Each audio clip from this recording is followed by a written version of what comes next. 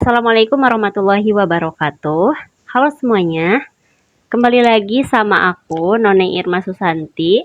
Di video kali ini, aku mau share pengalaman aku lolos CPNS di Kemenag, Formasi Penyuluh Agama Islam.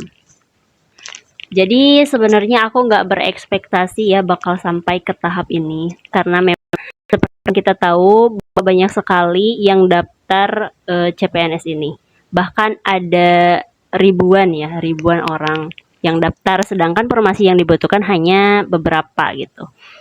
Jadi ya karena aku udah agak pesimis dan awalnya memang niatnya untuk meramaikan event aja, sekalian coba-coba buat pengalaman. Ternyata alhamdulillah keterusan. Jadi aku itu nggak banyak nggak serius-serius amat latihannya, nggak sampai beli bimbel, nyoba kursus, beli buku paket dan lain sebagainya. Karena ya gitu, kayak males kalau misalnya nggak lolos nanti buang-buang duit gitu. Lebih ke pelit ya. Tapi ya begitulah adanya. Jadi ketika SKD itu aku hanya memanfaatkan media yang ada, fasilitas yang ada, yaitu hanya nonton atau memahami video-video yang ada di sosial media, entah itu di YouTube, di TikTok, dan juga di Instagram. Tapi memang karena background pendidikan aku itu memang sesuai dengan formasi jabatan yang aku pilih, jadi setidaknya aku sudah banyak gitu ya, sudah cukup lah punya pemahaman tentang formasi jabatan yang akan aku pilih. Tapi kan kalau untuk SKD, seperti yang kita tahu, biasanya banyak banget bahasan-bahasan terkait itu. Nah, aku maksimalin fasilitas yang ada di situ dengan memahami eh, pola soalnya gitu dan lain sebagainya. Dan minggu menjelang tes, aku mencoba untuk nyari TO gratis dan ternyata itu banyak banget. Aku memanfaatkan TO gratis itu. Jadi aku coba dan aku makin pesimis karena ketika aku nyoba di TO itu ternyata nilai aku kecil. Cuman aku jadi tahu, oh berarti tipe soal yang belum aku pahami itu tipe soal yang seperti apa.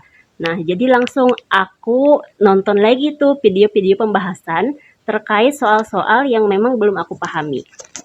Karena aku sadar aku itu sangat lemah di penghitungan. Jadi waktu itu sesuai anjuran atau arahan dari suami, aku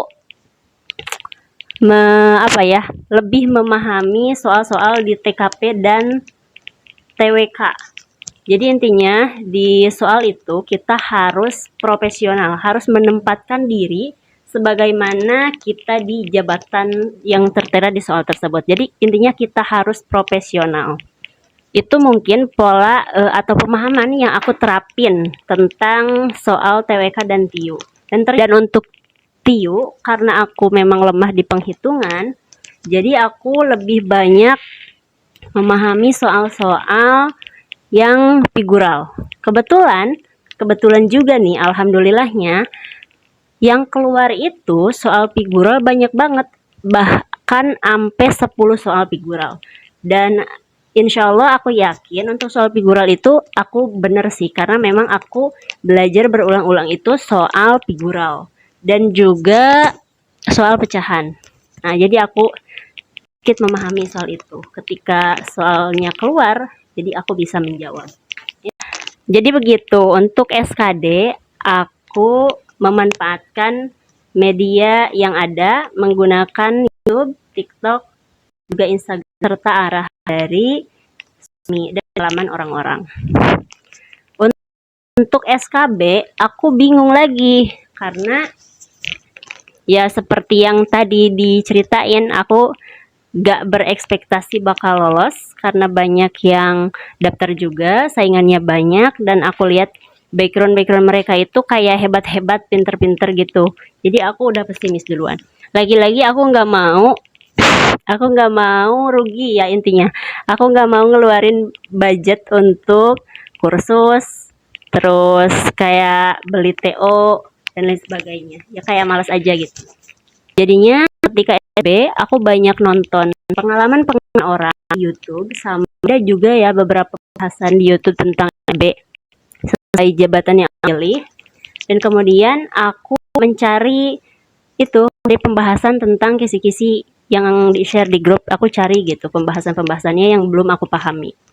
Dan juga karena memang background pendidikanku itu udah sesuai, udah sama jabatan yang dipilih, jadi memang aku juga banyak setidaknya cukup memahami